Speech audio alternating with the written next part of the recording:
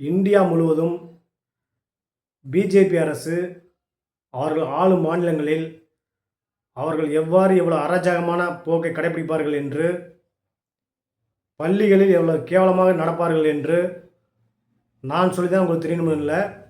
விஜய் மாமா, விஜய் மாமா, தமிழக முதலமைச்சர் விஜய் மாமா, தமிழக முதலமைச்சர் விஜய் மாமா.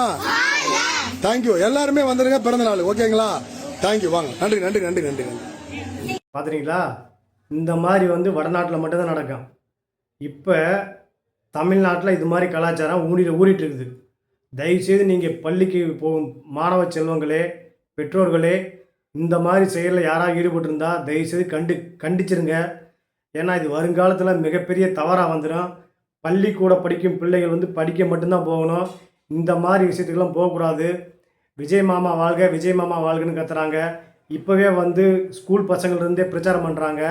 இதை தவிர்க்கணும். விஜய் மாமா வாழ்கன்னா விஜய் என்ன சுதந்திர போராட்ட தியாகியா? டாக்டர் அம்பேத்கரா?